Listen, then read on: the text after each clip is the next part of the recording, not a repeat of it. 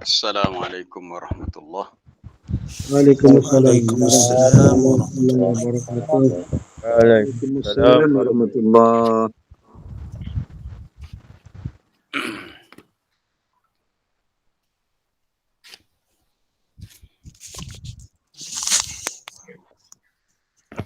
Mana tak ada sound kita. Bismillahirrahmanirrahim. Alhamdulillahi rabbil alamin. Wassalatu wassalamu ala rasulillah wa ala alihi wa sahbihi ajma'in. Subhanaka la ilma lana illa ma 'allamtana innaka antal alimul hakim. Wa tub 'alaina innaka antat tawwabur rahim. Bisa ni weh. Bisa. Rabbi shrah li sadri wa yassir li amri wahlul 'uqdatam min lisani yafqahu qawli. Allahumma 'allimna ma yanfa'una wa zidna 'ilma warzuqna fahma amma ba'd.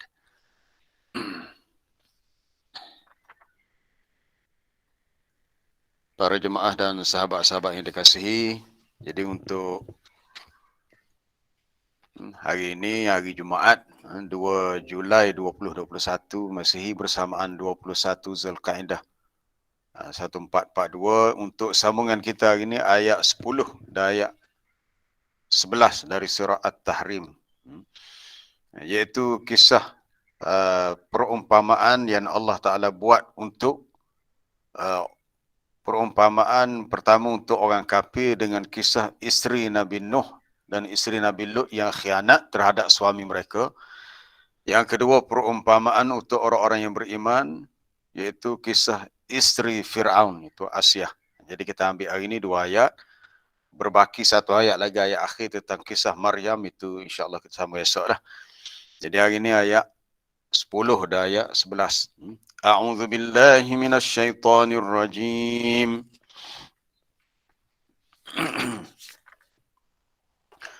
Daraballahu masalan lilladzina kafaru imra'ata Nuhin wa imra'ata Lut.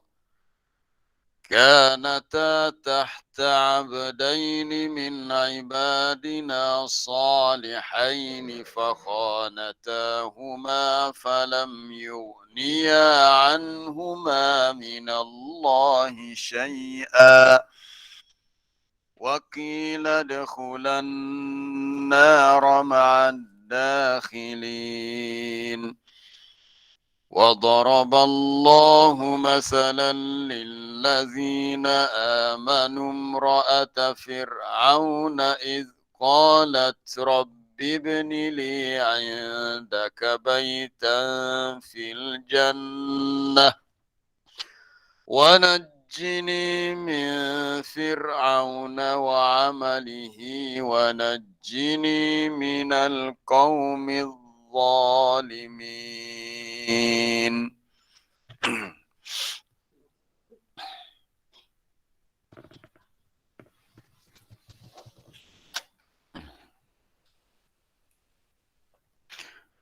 وضرب الله مثلا للذين كفروا امرأة نوح وامرأة لوط.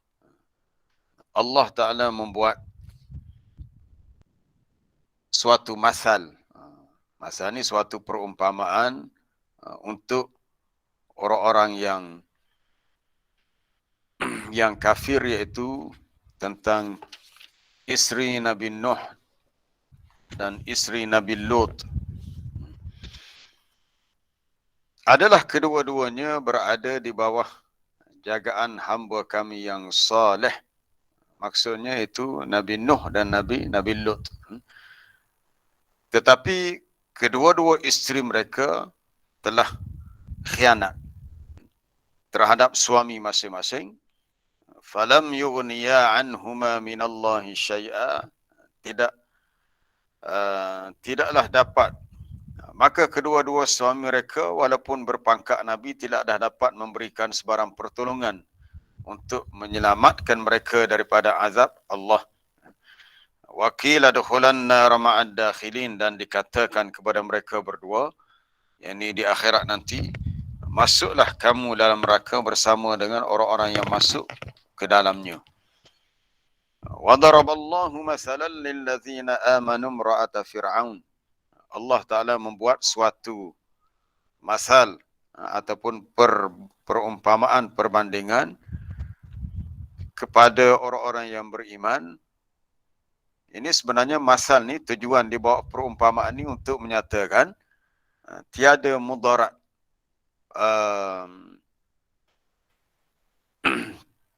oleh keimanan orang yang beriman walaupun duduk rapat dengan orang kafir.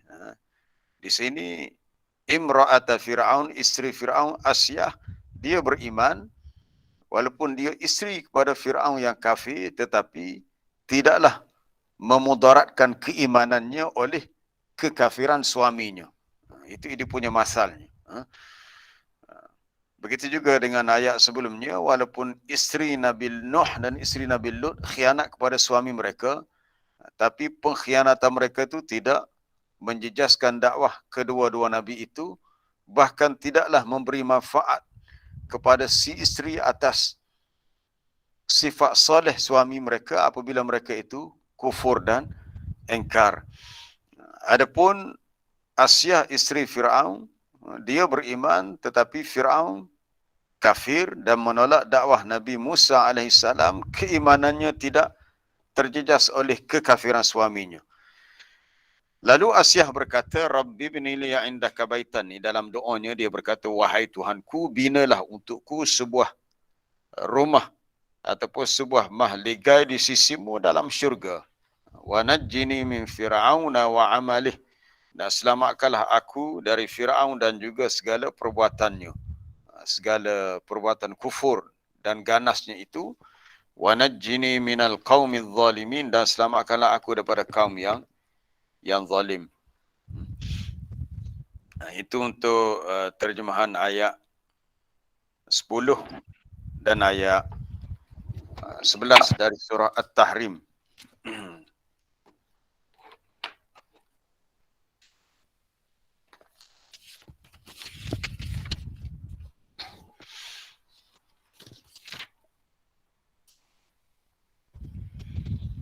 Masal sebegini ataupun perumpamaan sebegini Allah Ta'ala bawakan adalah untuk menyatakan bahawasanya dalam kehidupan kita ni dia kadang-kadang berlaku perkara yang kita tak boleh jangka. Orang yang baik tetapi bersama dengan adalah orang yang jahat dan khianat. Manakala satu contoh yang lain, seorang yang jahat tapi bersama dengannya adalah orang yang baik. Tentang yang pertama kita lihat isteri Nabi Nuh, isteri Nabi Lut. Kisahnya tidak banyak disebut dalam Quran. Isteri Nabi Nuh hampir tidak dinyatakan dalam ayat lain, hanya sebut dalam ayat ni je. Adapun kisah pengkhianatan isteri Nabi Lut itu banyak disebut dalam ayat-ayat yang lain. Walaupun kedua-duanya berada dalam jagaan Nabiyaini Rasulaini, dua orang Nabi, dua orang Rasul, dan mereka ini bersama dengan suami mereka lailan wa naharan, malam dan siang, makan bersama, bergaul bersama, bercampur bersama. Tetapi lakinnahuma khanatahuma fil iman wad din. Kedua-dua isteri itu telah mengkhianati suami mereka dalam soal keimanan dan agama. Falam tu'mina bihima, maka tidaklah kedua-duanya beriman dengan seruan dakwah suaminya. Ini satu perkara yang kita nak ukur dengan logik akal, kita kata macam tak munasabah. Sepatutnya si isterilah orang yang paling menyokong dan membantu suami sebab paling dekat. Tidak adakah rasa kasih sayang, rasa simpati, rasa kasihan belah untuk dia sama-sama menolong kerja dakwah suaminya. Ini satu perkara yang kita boleh fikir dalam kehidupan kita untuk kita tadabbur ayat ni. Sebab kita nak kaitkan dengan kisah di awal ayat yang apa dia? Kita dah baca kisah itu, kita Hafsah ya. Apabila Nabi SAW menyatakan tak apalah, dia tak akan minum lagi madu kalaulah kamu merasakan ianya sesuatu yang kamu tak senangi baunya. Maka Nabi pesan kepada Hafsah, la tukhbiri bidzalika ahadan, jangan kamu ceritakan perkara ini kepada sesiapa. tetapi dia telah bocorkan rahsia ni, dia beritahu kepada Aisyah, mana dia tidak amanah, dia telah dikira khianat. Walaupun kecil ya, bukan punya besar pun. Bukan khianat dalam urusan agama, cuma dalam urusan yang itu sahajalah. Tapi ada kaitan, nak cerita bahawasanya dalam kehidupan kita banyak kemungkinan boleh berlaku. Jadi kedua-dua isteri Nabi Nuh, isteri Nabi Lut telah khianat. Maka disebabkan pengkhianatan mereka, walaupun suami mereka tu berstatus Nabi dan Rasul, falam yanfa'huma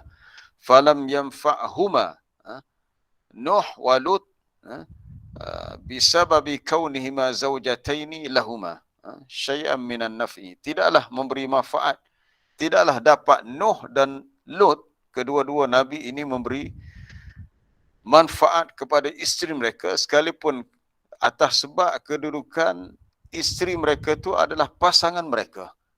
Maksudnya tak boleh tolong lah. Tak boleh tolong, tak boleh nak syafaatkan dan tak boleh nak menghalang azab Allah daripada mereka berdua. Walaupun si suami ni orang yang mulia. Apa yang kita faham di sini, di sisi Allah Ta'ala dia tak ada kabel-kabel. Ya? Ni. Dia kalau kita di dunia, kadang-kadang bila kita ada orang kita kenal, susah nak dapat kerja, kebetulan orang pegawai atasan di sesuatu unit bahagian tu kawan baik kita.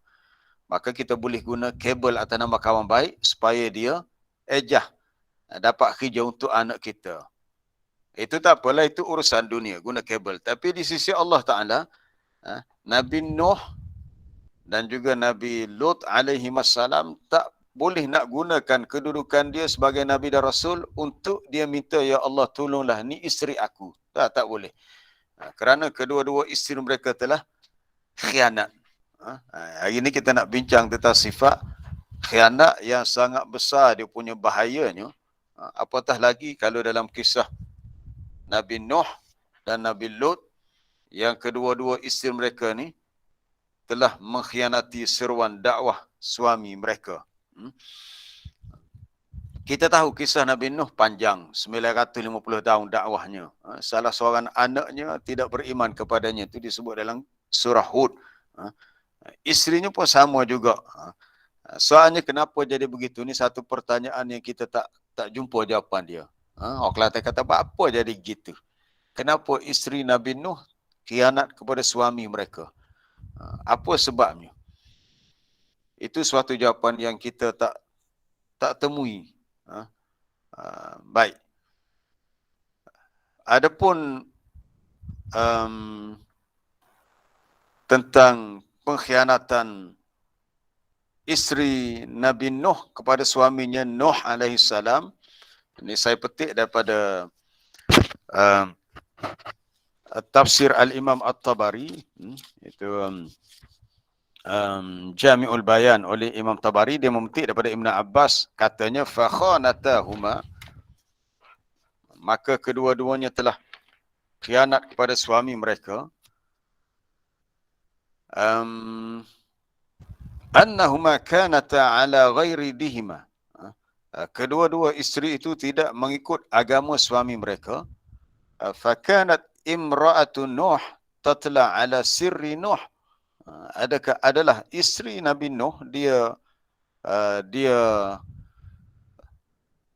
memerhati dan melihat rahsia suaminya Nuh. Maksud rahsia ni apa, kerja-kerja dakwah Nabi Nuh buat yang kaum dia tak tahu, tapi isteri dia tahu. Sebab isteri dia tahu. Maka faidha amana ma'a Nuh ahadun, apabila ada seseorang tu beriman dengan Nabi Nuh, kita tahu dakwah Nabi Nuh ni tak ramai yang ikut.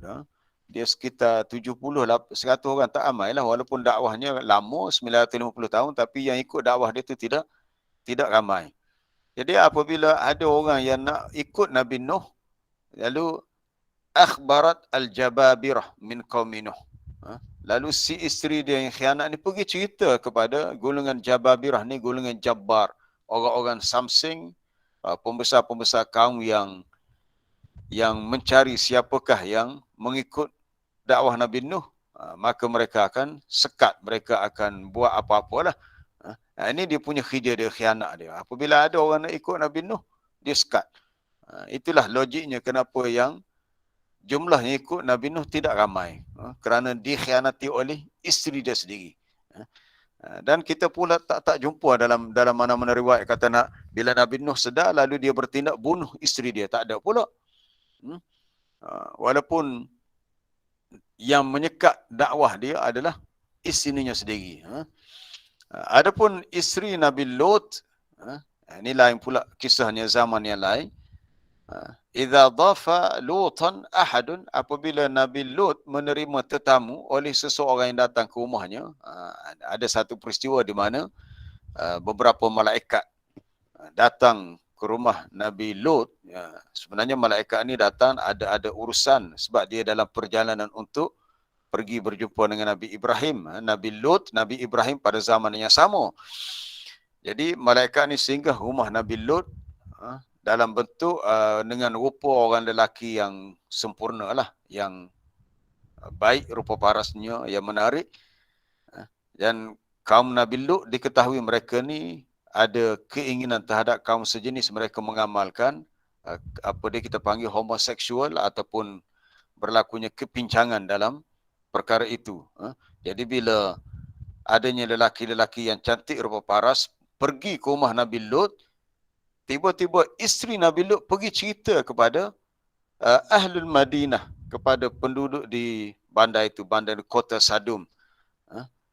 Tujuannya untuk mengajak mereka berbuat jahat. Ini sangat tidak patut. Seorang isteri khianat kepada suami dia, pergi cerita kepada orang lain. Dan kalau kamu ingin nak buat perkara yang disukai oleh hawa nafsu kamu, di rumah aku ada lelaki-lelaki yang begini-begini. Itu pengkhianatan yang dilakukan oleh isteri Nabi Lut. Baik, timbul persoalan, kenapa dalam ayat ni, ayat 10 dan ayat 11 surah At-Tahrim, limadha awjazal Quran fi qissati imraati Nuh wa imraati Lut wa fassala fi qissati Asyah wa Maryam. Kenapa dalam kisah isteri Nabi Nuh, Nabi Lut disebut dalam ayat 10 ni secara ringkas. Ringkas je sebut. Iaitu fakhanatahuma, kedua-duanya telah khianat, maka Nuh dan Lut tak boleh tolong isteri-isteri mereka di akhirat nanti daripada azab Allah. Tetapi dalam kisah Asyah disebut dalam surah dalam ayat 11 dan juga Maryam dalam ayat 12 lebih panjang sedikit. Sebab apa panjang sedikit? Sebab kisah Asyah ni ada dalam surah Ghafir. Maryam ni lagi banyak lah. Dalam surah Maryam, dalam surah Ali Imran. Jadi kesimpulan ada pendapat yang menyebut, dia kata diringkaskan itu pada kisah isteri Nabi Nuh, Nabi Lut, tahkiran li sya'nihima, sebagai suatu penghinaan bagi keadaan kedua-duanya. Adapun kisah Asyah dan Maryam disebut lebih panjang sebab ada ceritanya di tempat lain, ayat lain, takriman lahuma wa hubban wa raghbatan fi zikrihima, sebagai kemuliaan bagi mereka, menyatakan suka dan minat untuk menyebut kisah yang berbentuk positif, yang ada pengajaran.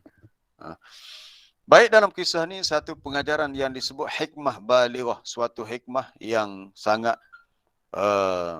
mendalam yang kita boleh ambil. Ini yang kita nak, poin utama yang kita nak tadabbur daripada ayat ni, iaitu fala yadfa' an ahli al-fisqi wal fujuri iman qarib. Tidaklah dapat menghalang, menyekat daripada orang yang fasik ataupun orang yang fujur, yang jahat itu, oleh keimanan daripada pihak yang dekat. Itu saya dah highlightkan dalam kita punya tajuk kita.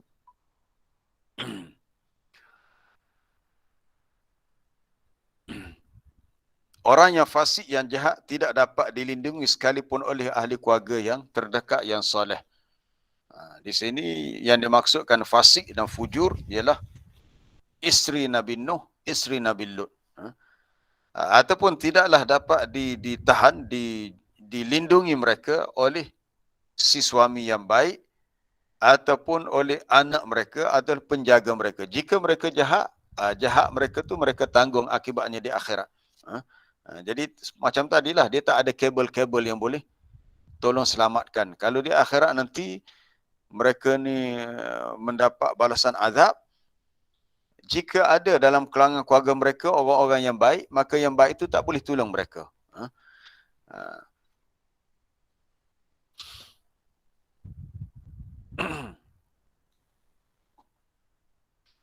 Sebagaimana la yadurru nabiyyun aw salihun, sebagaimana tidaklah memberikan mudarat kepada seorang nabi atau orang yang saleh, an yakuna waliyuhu wa qaribuhu fasiqan mu'adiyan lidinillah.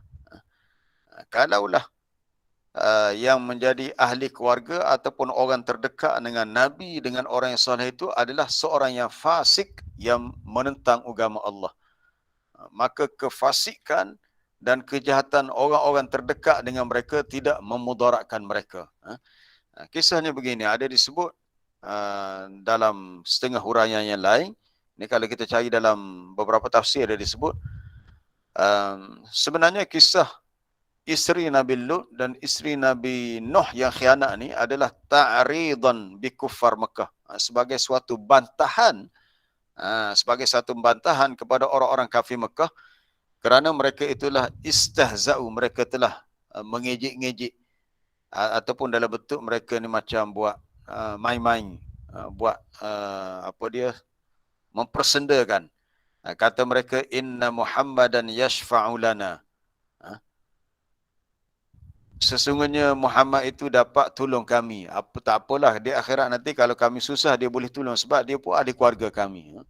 Maka sebahagian daripada ahli keluarga Nabi di Mekah yang tidak beriman, buat alasan tak apalah, adapun kami ni ahli keluarga dia, dia akan tolong kami. Maka di sini diberitahu, la tanfa' syafa'ah, tidaklah memberi manfaat oleh syafaat seorang Nabi kepada ahli keluarga yang kufur dan tidak beriman. Sebagaimana tidak berguna syafaat pertolongan kalau Nabi Nuh nak tolong isteri dia, Nabi Lut nak tolong isteri dia pun tak boleh. Kerana kedua-duanya dianggap munafiqataini khainataini, telah bersifat munafik dan khianat. Jadi ada pendapat sebut dia menjadi munafiqah. Isteri Nabi Nuh, isteri Nabi Lut ni kedua-duanya munafiqataini, munafik. Jadi ada pendapat yang mengatakan dia munafik. Kemungkinan Nabi Nuh, Nabi Lut tidak sedar kemunafikannya. Macam contoh Nabi Lut tadi, mungkin dia tak perasan. Yang cerita kepada orang-orang di bandar, ada tetamu-tetamu yang datang ke rumah dia ni, dia mungkin tak sedar bahawa itu adalah isterinya sendiri. Kerana ada pendapat mengatakan kedua-dua isteri ni munafik. Berkata Ar-Razi, Imam Fakhruddin Ar-Razi dalam tafsirnya itu At-Tafsirul Kabir, maksud khianatuhuma, khianatnya isteri Nabi Nuh dan isteri Nabi Lut kepada suami mereka adalah kerana nifaquhuma wa ikhfa'uhuma al-kufr.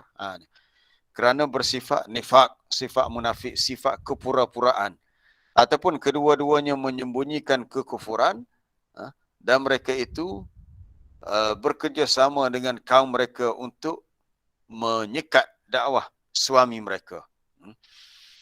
Kemudian dalam kitab Fathur Rahman, Fathur Rahman ni dia menghuraikan mufradat-mufradat dalam Quran. Cuma saya tak ingat siapa penulisnya. Fathur Rahman ada dinukilkan dalam tafsir. Dia sebut, innahuma lam takuna kafirataini ka kathirin minal umam.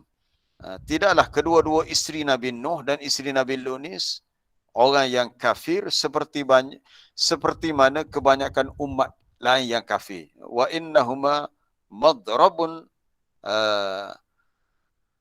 al-amsal fil kufri. Ianya suatu tempat untuk dijadikan perumpamaan tentang kekufuran yang mereka itu sembunyikan pengkhianatan mereka. Untuk menyatakan bila-bila ada orang khianat ni dia tak nanti kau orang jauh, kadang-kadang orang dekat dia boleh khianat. Kita ambil contoh, mungkin kita ada kawan baik kita tempat kerja. Tiba-tiba kita lihat kenapa jadi begini-begini, kenapa perniagaan kita ni rupa-rupanya kita kata orang Kelantan kata tak seka nah. Tak seka tu mana? Tidak boleh kita jangkakan. Kita tidak sangka bahawa orang yang paling kita percayai itulah orang yang telah mengkhianati kita. Orang yang kita anggap dia ni partner kita, dia orang yang memang baiklah dengan kita selama ni. Rupa-rupanya dialah yang menjadi apa orang kata musuh dalam selimut. Ataupun dalam kita punya peribahasa kita kata harapkan pegar makan padi, bukan pagar ya. Pagar memang tak makan padi pun. Pegar sejenis burung. Harapkan pegar makan padi. Harapkan dia boleh jaga amanah nak jaga padi, rupanya dia khianat. Para jemaah yang dirahmati Allah, kita selesai dah kisah isteri Nabi Nuh, isteri Nabi Lut. Kita nak lihat beberapa perkara yang besar tentang buruknya sifat khianat. Antaranya adalah hadis riwayat Abu Daud Nasa'i dengan sanad yang sahih. Nabi SAW pernah berdoa, Allahumma inni a'udzubika minal ju' fa innahu bi'sad dhaji' wa a'udzubika minal khiyanah fa innaha bi'satil bitanah. Ya Allah, aku berlindung denganmu daripada lapar, kerana sesungguhnya dia adalah seburuk-buruk teman semasa tidur. Dhaji' ni kalau orang tak ada makanan, terpaksa tidur kerana lapar. Ada doa yang Nabi ajar supaya kita tidak tidur dalam kelaparan. Maksudnya ada rezeki yang kita boleh ambil sebelum kita tidur. Itu satu. Wa a'udzubika minal khiyanah. Aku berlindung denganmu daripada sifat khianat. Kerana ia adalah seburuk-buruk teman yang rapat. Bitanah ni yang sentiasa melazimi kita. Minta jauh supaya tidak ada pada kita sifat khianat. Kemudian dalam hadis yang sahih riwayat Bukhari dan Muslim daripada Imran bin Husain radhiyallahu anhu, Nabi SAW bersabda, khairukum qarni, orang yang paling baik di antara kamu yang hidup di zamanku. Zamanku ni mana para sahabat lah, ataupun yang selepasnya sedikit, zaman tabi'in. Thumma allazina yalunahum, thumma allazina yalunahum. Kemudian orang-orang yang baik yang muncul selepasnya. Tapi yang paling baik adalah para sahabat yang hidup bersama dengan Nabi.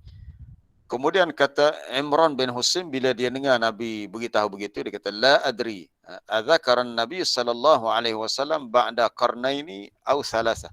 Cuma aku tak tahu sama ada Nabi sebut selepas 2 kurung ataupun 3 kurung. Maknanya selepas 3 kurung, 4 kurung ke 4 kurung ke 5 tu dah nilai khair, kebaikan pada manusia tu semakin menurun. Akhirnya Nabi kata di akhir zaman nanti, inna ba'dakum qauman yakhunun wa la yu'tamanun. Sesungguhnya selepas kamu nanti akan muncul kaum yang khianat. Na'udzubillah. Yang khianat, mereka ni tak boleh diberi kepercayaan. Diberi amanah apa-apa, garanti mereka ni khianat. Wa yashhadun wa la yustashhadun. Mereka ni mahu menjadi saksi walaupun tidak diminta untuk berbuat begitu. Maknanya mereka ni tidak jujur dalam persaksian. Wa yanzurun wa la yafun. Mereka ni suka bernazar. Bernazar ni berjanji nak buat kebaikan. Dengan nama Allah mereka berjanji, tapi mereka tidak tunaikan janji itu. Wa yadhharu fihim as-siman. Dan nyata pada mereka kegemukan. Maksudnya mereka ni hidup mewah, senang, makan banyak, tapi khianat, tidak amanah, tidak penuhi janji. Kita berlindung dengan Allah, kerana di akhir zaman akan muncul golongan sebegini. Salah satunya sifat khianat. Baik, kita memetik kata-kata sebahagian golongan salaf, golongan terdahulu tentang buruknya sifat khianat ni. Di antaranya Khalid Ar-Rabi'i kata, inna min ajraril a'mal, di antara amalan yang paling utama tidak akan ditangguhkan hukumannya ataupun disegerakan hukumannya, pertamanya al-amanah tukhan, sesuatu amanah yang dikhianati, diberi amanah tapi dia khianat. Warrahim tuqta', hubungan silaturahim yang diputuskan, dan wal ihsan yukfar, dan berbuat baik yang tidak disyukuri. Berbuat baik tapi tak tahu hargai. Salah satunya adalah diberi amanah tetapi khianat. Kemudian kata Fudail bin Iyad radhiyallahu anhu, rahimahullah, ni Fudail bin Iyad ni bukan sahabat ya, seorang tabi'in. Katanya aslul iman, usul iman, dasar iman bagi kami termasuklah furu' cabangnya, luarnya, dalamnya. Selepas seseorang bersyahadah, itu mengucap 2 kalimah syahadah, selepas dia mengaku yang Nabi SAW telah menyampaikan dakwah, ataupun selepas dia melaksanakan semua perkara yang fardu, di antara perkara yang menjadi usul dasar dalam iman ialah sidqul hadis wa hifzul amanah, kena benar percakapannya, bercakap yang benar dan menjaga amanah, tak boleh khianat. Wa tarkul khianah, kena tinggalkan sifat khianat. Wa wafa'un bil ahdi, kena penuhi janji. Wa silaturrahim, kena hubungkan silaturrahim dan memberi nasihat kepada semua umat Islam. Para jemaah yang dirahmati Allah, dalam ayat 27 surah Al-Anfal. Kalau nak rujuk boleh tengok dalam surah Al-Anfal. Surah Al-Anfal ni juzuk yang ke 10. Tapi ayat ni di akhir juzuk yang ke-9. Iaitu ayat yang ke-27 muka surat 180. Ya ayyuhallazina amanu la takhunullaha war rasula wa takhunu amanatikum wa antum ta'lamun. Wahai orang-orang yang beriman, janganlah kamu mengkhianati Allah dan Rasul. Jangan sekali-kali khianati Allah dan Rasul, dan jangan kamu khianati amanah-amanah sesama kamu padahal kamu mengetahuinya. Ayat ni kalau kita lihat dalam kitab tafsir, dia ada kaitan dengan kisah seorang lelaki namanya Abu Lubabah. Abu Lubabah ni Nabi hantar untuk ke Khaybar, ke perkampungan Bani Quraizah bagi suatu tugasan, tetapi dia tidak amanah dalam menjalankan tugasan itu. Tapi dia sedar dia bersalah dan akhirnya dia bertaubatlah. Lalu turunnya ayat ni.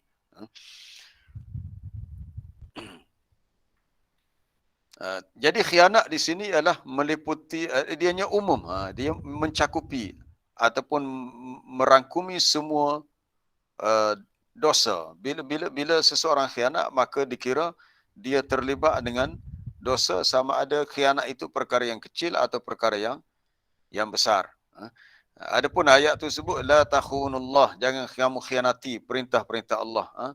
Yang kedua, jangan khianati Rasul, iaitu bitarki sunnatihi wartikabi ma'asiyatihi, iaitu meninggalkan sunnahnya dan melakukan penderhakaan kepadanya.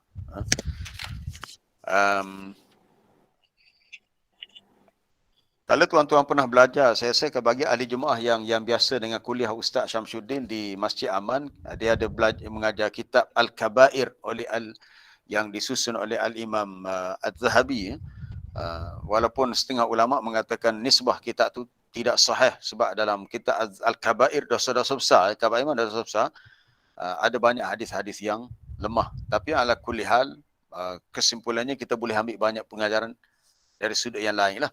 Baik, untuk kategori dosa besar yang ke-39, Al-Kabirah At-Tasi'ah wa Thalathun, Al-Imam Az-Zahabi letak tajuknya ialah Al-Khianah, sifat khianat.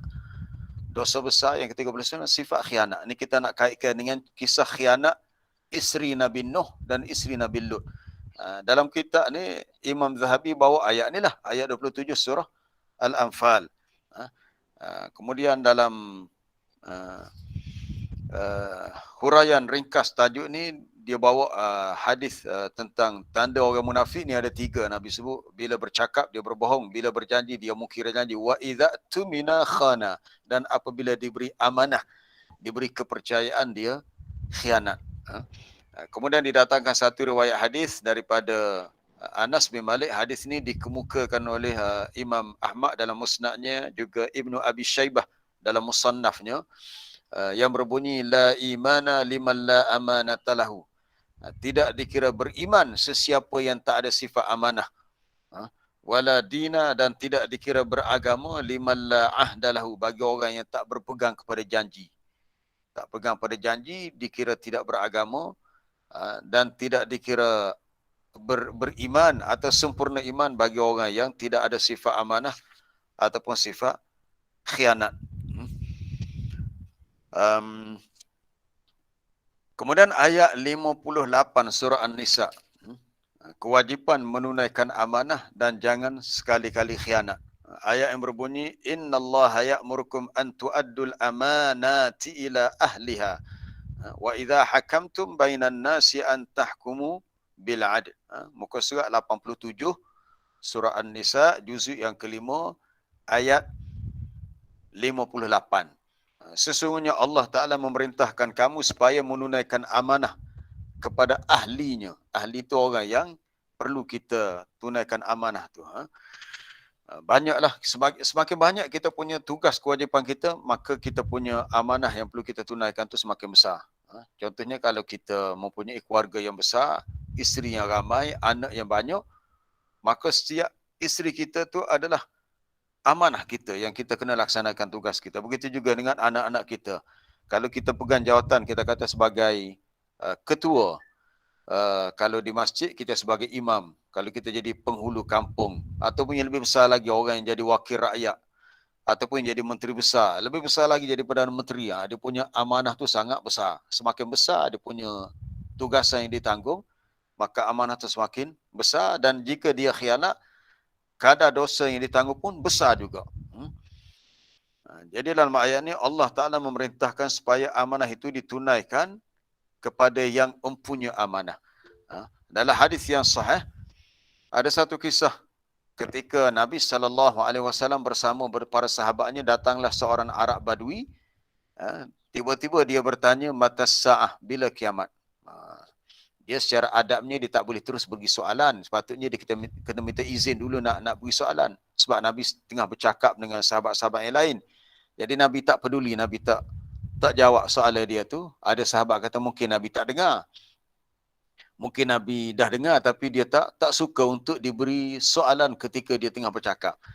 Baik selesai Nabi menyampaikan kepada sahabat dia apa yang nak disampaikan, barulah dia tanya, Manisa'il anisa'ah. Siapa yang bertanya tentang kiamat tadi? Lalu si Badui itu pun angkat tangan. Lalu Nabi pun jawab, berlakunya kiamat idza dhayyatil amanah, apabila disia-siakan amanah, apabila manusia itu bersifat khianat. Lalu mereka bertanya, ya Rasulullah, bagaimana dikhianati amanah itu? Iaitu idha'atuha idza wusidal amr ila ghairi ahlihi fantadhiris sa'ah. Apabila diserahkan sesuatu urusan kepada yang bukan ahlinya, orang tu tidak layak dengan tugas tu, dia tak layak dengan kerja tu, tetapi diberikan kepadanya, maka tunggulah berlakunya kiamat. Orang yang tak sepatutnya berada untuk dengan jawatan tu, dia pula yang pegang jawatan tu, maka itu di antara tanda-tanda kiamat. Kita berlindung dengan Allah sama ada kita berlaku khianat, na'udzubillah min zalik, ataupun kita dikhianati. Kalau kita jujur tak apa. Tapi kalau kita dikhianati, ini boleh berlaku dalam kehidupan kita. Sebab tu agama ni adalah amanah. Inna aradna al-amanata 'ala as-samawati wal ard. Para jemaah boleh lihat dalam ayat di akhir surah Al-Ahzab. Allah Ta'ala beritahu sesungguhnya kami telah bentangkan amanah ini. Maksud amanah ni adalah perintah melaksanakan ajaran agama ni kepada langit, bumi, bukit, bukau. Ini suatu perumpamaan. Nak beritahu beratnya. Perintah-perintah agama ni berat. Langit, bumi, bukit, bukau pun semuanya fa'abaina enggan. Orang Kelantan kata tak sih belaka. Semuanya tak sih. Tak mahu untuk menanggung amanah itu. Wa ashfaqna minha, mereka terasa tugas ni berat. Tetapi wa hamalahal insan, tetapi manusia yang menanggung amanah itu. Kerana manusia ni secara umumnya sifat dia zaluman jahula. Zalim lagi, jahil, itu tak tahu. Kemudian kita lihat untuk ayat berikutnya. Berbaki asali 15 minit lagi. Iaitu berhubung dengan isteri Fir'aun. Iaitu yang disebut namanya Asiyah binti Muzahim. Ada hadis yang menyebut tentang mereka ini. Mana hadis ini?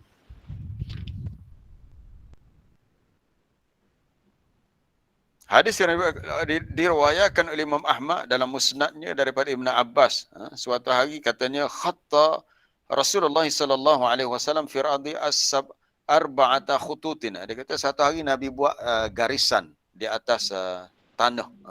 Dia di Madinah ni, tanah dia bukanlah tanah macam tempat kita, tanah macam debu-debu pasir macam tu. Dia buat 4 garisan mungkin dengan batang kayu.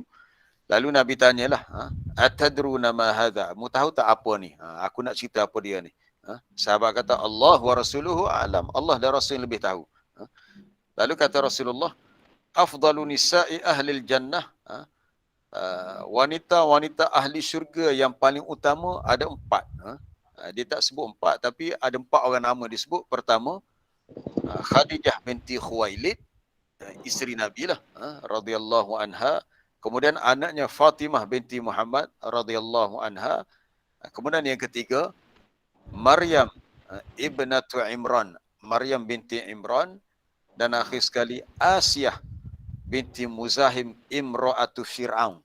Asiyah binti Muzahim isteri Fir'aun. Jadi nama Asiyah ni ada disebut dalam hadis Nabi. Berbeza dengan nama isteri Nabi Nuh. Isteri Nabi Lut tak disebut nama, tak diketahui dalam mana-mana riwayat yang itulah. Tapi mungkin ada dalam riwayat. Tapi jelas dalam riwayat ini disebut nama wanita yang utama dalam syurga 4 orang. Salah satunya Asiyah, isteri Fir'aun. Kemudian adalah hadis yang sahih riwayat Bukhari dan Muslim daripada Abi Musa al-Ash'ari, kamula minar rijali kathirun, yang sempurna dari kalangan lelaki ramai. Yang sempurna ramai, tetapi walam yakmul minan nisa'i, tetapi tidak ramai yang sempurna di kalangan wanita, melainkan pertama Asiyah isteri Fir'aun, yang kedua Maryam binti Imran, yang ketiga Khadijah binti Khuwailid, dan akhirnya sekali Nabi sebut kelebihan isterinya Aisyah. Dalam riwayat ni ada disebut nama Aisyah. Wa inna fadla Aisyah ala nisa'i ka fadli tharidi ala sairi ta'am. Adapun kelebihan Aisyah berbanding dengan wanita-wanita yang lain seperti as-sarid. As-sarid ni sejenis makanan macam roti juga, roti yang sedap berbanding dengan segala makanan yang lain. Tempat kita tak ada lah roti as-sarid. Mungkin kalau tempat kita kata sedap, roti apa? Roti pizza. Tak kira lah nak apa pizza ke apa, kita rasa sedap. Itu perbandingan. Baik. Menariknya di sini kita melihat Asiyah, kalau kita baca kisah dia semasa kecil lagi, rupanya dia ni kahwin dengan Fir'aun. Fir'aun tu sepupu dia. Fir'aun tu adalah ibnu ammiha, anak kepada bapa saudaranya. Tak pastilah riwayat tu betul sahih ataupun tidak, tapi ada pendapat menyebut Asiyah kahwin ketika umur masih muda lagi, belasan tahun, dikahwinkan dengan Fir'aun, tetapi dia mempunyai karakter sifat yang berbeza dengan Fir'aun. Dia seorang yang lembut hatinya dan dia menerima dakwah Nabi Musa, cuma dia tidak nyatakan keimanannya kecuali selepas itulah, selepas beberapa ketika. Jadi di sini pengajarannya adalah walaupun dia terkurung dalam istana Fir'aun dengan kesombongan Fir'aun yang sangat berat, tetapi dia seorang yang merdeka dari segi jiwanya. Dan dialah yang menjadi sebab kepada Nabi Musa alaihissalam selamat tidak dibunuh oleh Fir'aun. Itu kisahnya boleh baca dalam surah Al-Qasas. Surah Al-Qasas. Apabila Allah Ta'ala memerintahkan kepada ibu Nabi Musa untuk menghanyutkan Musa yang masih kecil ini dalam satu bekas, satu peti, bukan peti sejuk ya, satu peti kotak, lalu dihanyutkan ke Sungai Nil. Maknanya rumah dia tidak jauh daripada Sungai Nil, dan akhirnya sampai ke istana Fir'aun yang kedudukannya juga dekat dengan Sungai Nil juga.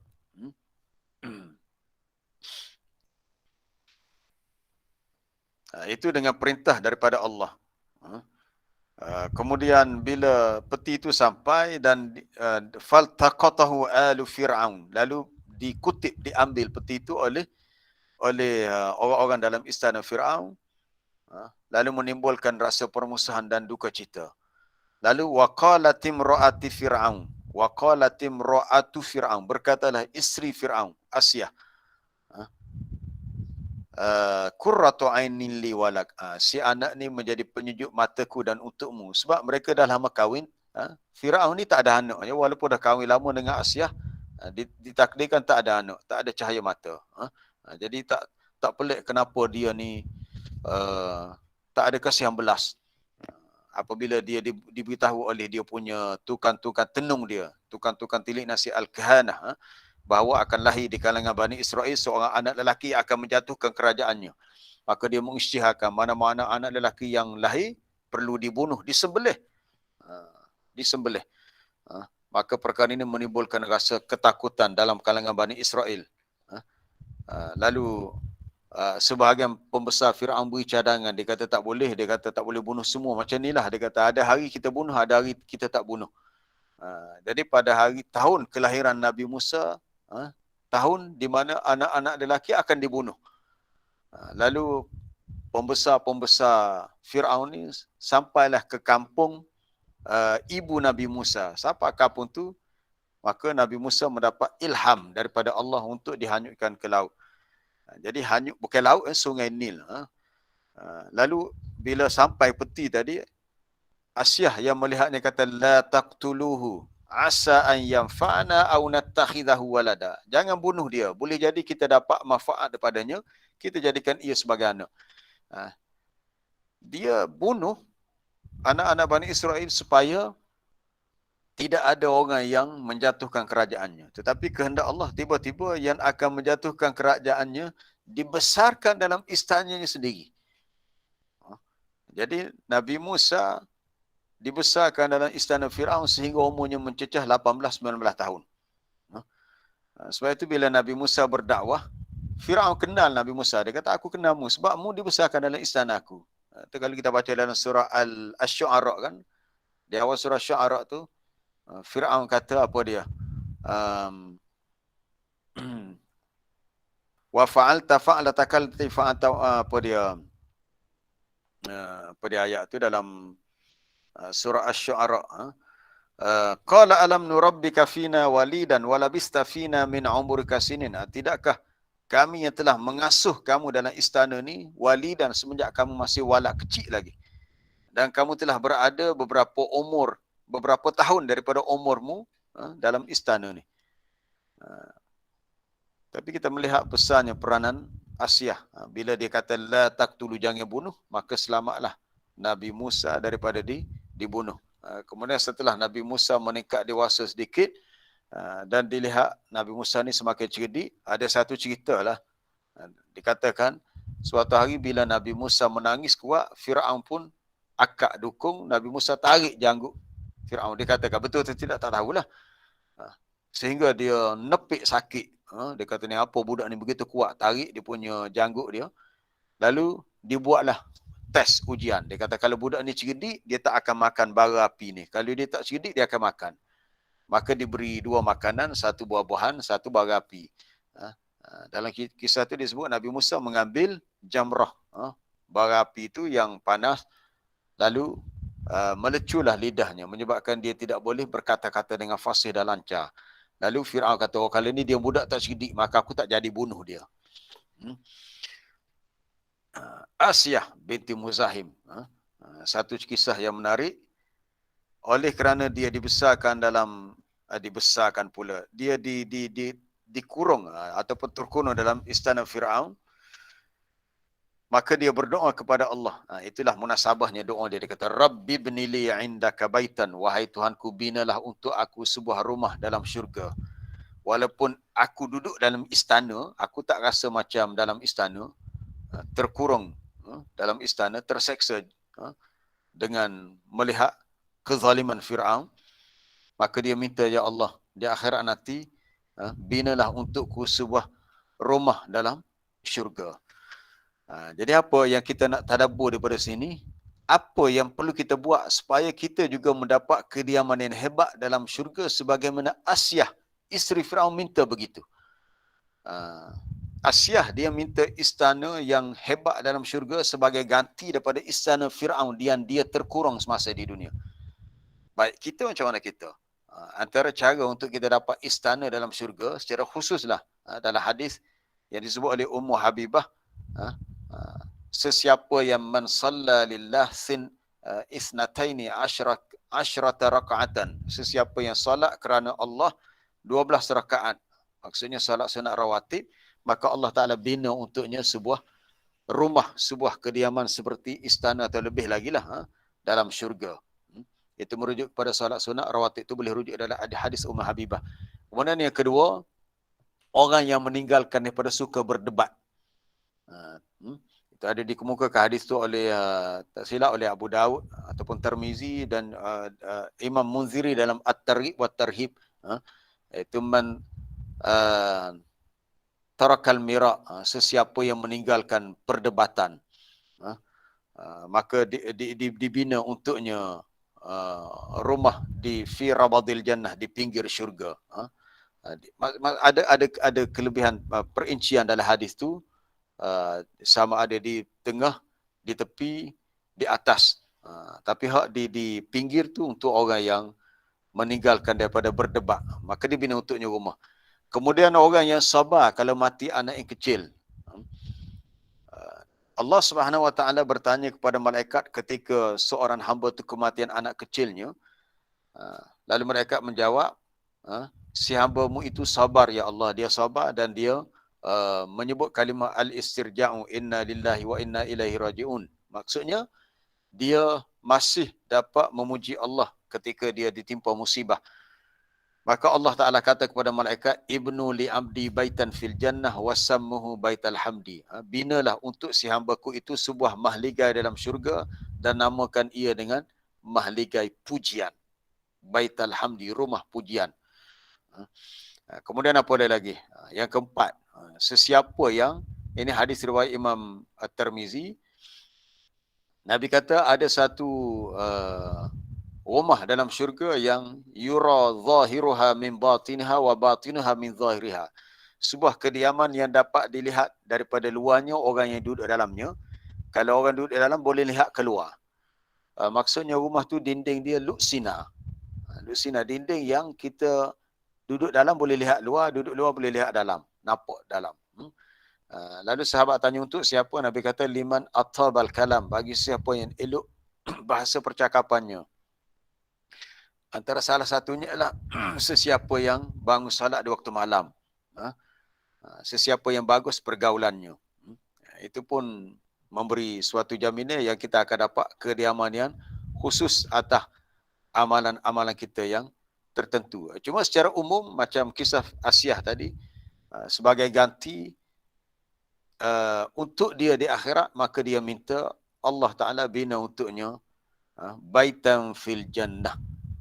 Baitan fil jannah. Dan akhirnya dia berdoa supaya dia diselamatkan daripada kejahatan Fir'aun dan juga kaum yang zalim.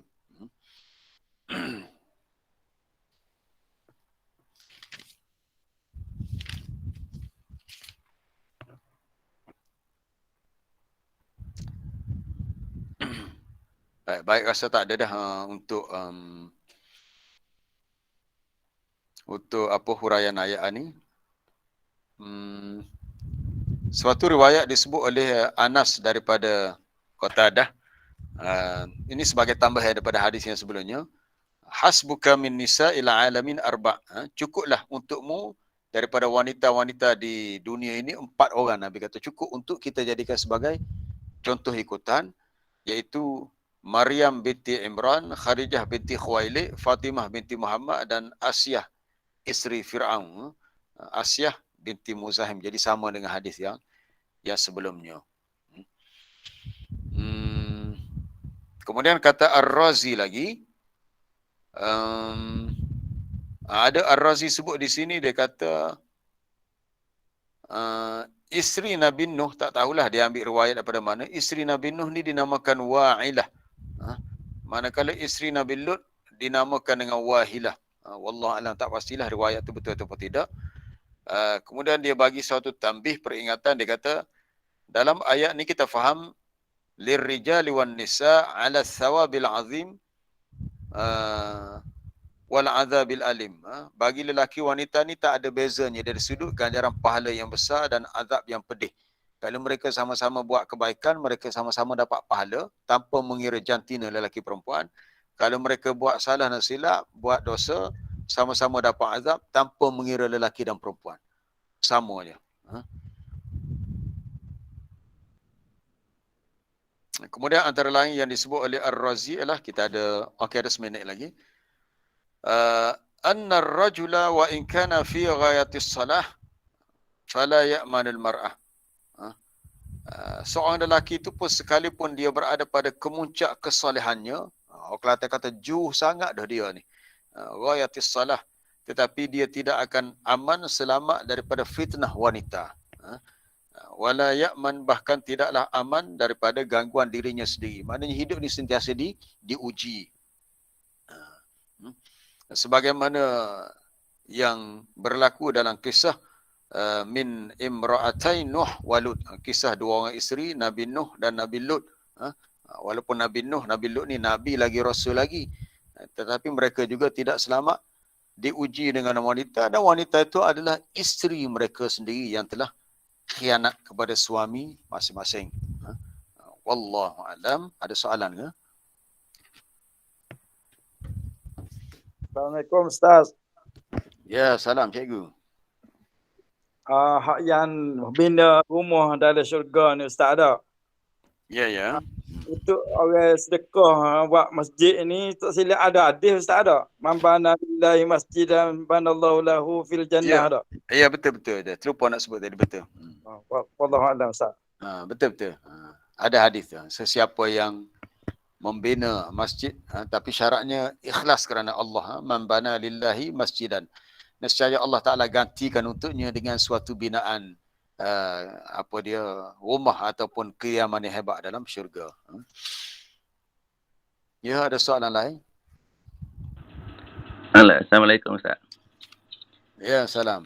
Ya, benda ni mengenai kabel, penggunaan kabel lah, kabel sama. Ya, masalah kabel ya.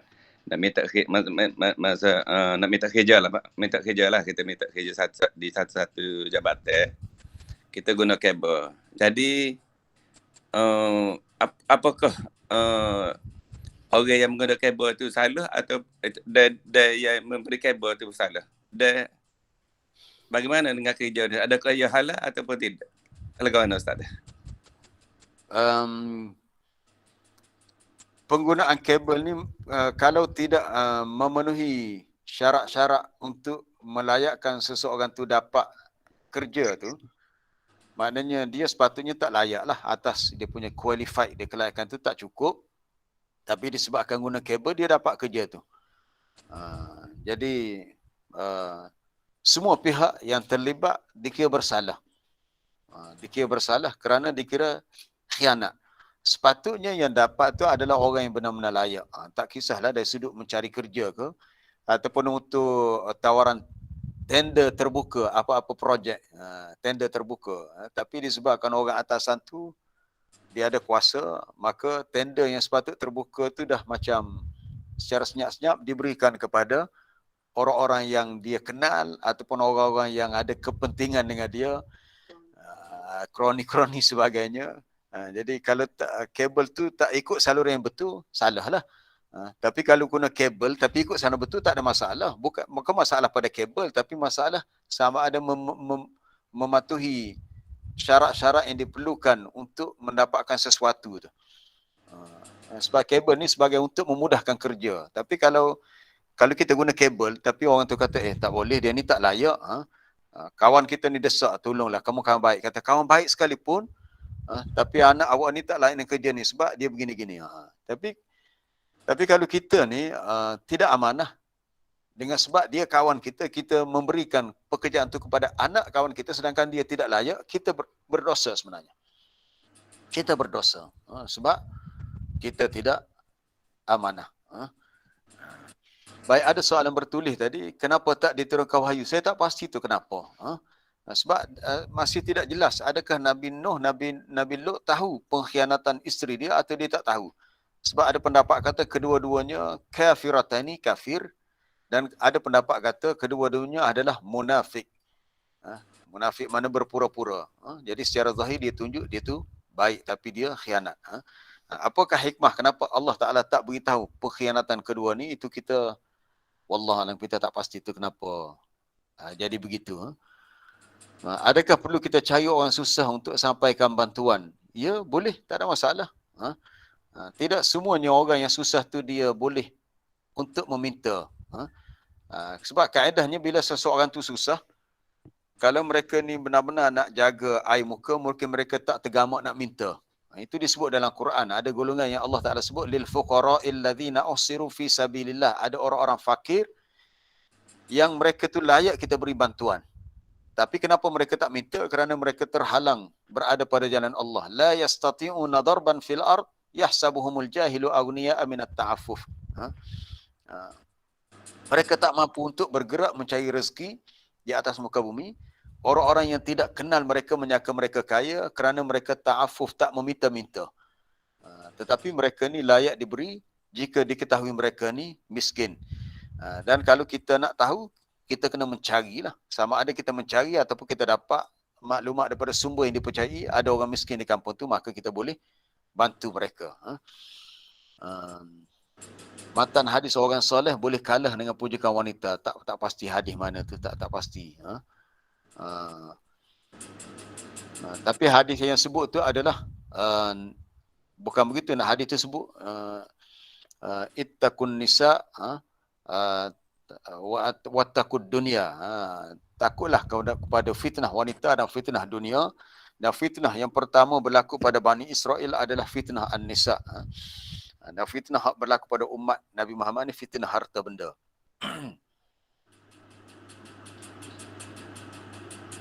Ada soalan daripada Puan Maimunah ni, saya tak faham. Dalam Quran, betul dalam Quran ada disebut suami yang baik untuk isteri yang baik. Tapi kenapa ni? Tak, dalam Quran ni disebut surah An-Nur tu bukan suami secara umum. Al-tayyibatu lit-tayyibina wat-tayyibuna lit-tayyibat. Perempuan yang baik untuk lelaki yang baik, lelaki yang baik untuk perempuan yang baik, itu secara umum dari ketentuan jodoh. Tetapi kenapa berlaku begini? Hak ni Quran sebut ni hak untuk umat Nabi sallallahu alaihi wasallam. Hak kita umat dahulu kita tak tahu. Itu kisah umat dahulu tu dia itu lain pula. Dia punya jalan ceritanya. Cuma hak Quran sebut ni untuk kita ni. Selagi keturunan Asia ni mai kok mana wallahu alam. Tu kena tengok dia punya sejarah asal usul dia tu. Baik, ada soalan lisan? Ada soalan lagi Ustaz. Ya, tak ngulu silakan. Sebab apa ada hadis untuk orang wanita yang masuk syurga dan katanya orang lelaki yang lebih ada ramai lagi orang lelaki yang masuk syurga Ustaz. Macam mana masuk syurga? Ada hadis tadi dalam penerangan tadi empat orang yang tentu masuk syurga tu bagi wanita, bagi muslimah dan katanya ramai lelaki yang masuk syurga itu dalam hadis Hasan. Dalam hadis itu disebut bukan masuk syurga, tu kamula minar rijal kathirun, yang sempurna. Yang sempurna dari segi kekuatan imannya, ramailah lelaki ramailah, tapi wanita ni tidak ramai. Kecuali disebut 4 orang itulah. Cuma 4 orang itu bukan mereka sahaja masuk syurga, merekalah afdalu nisa'il ahlil jannah. Merekalah wanita-wanita penghuni syurga yang lebih utama. Maksud utama mereka lah yang lebih berkedudukan tinggi dalam syurga berbanding dengan wanita-wanita yang lain dalam syurga. Dari sudut afdal, dari sudut keutamaannya.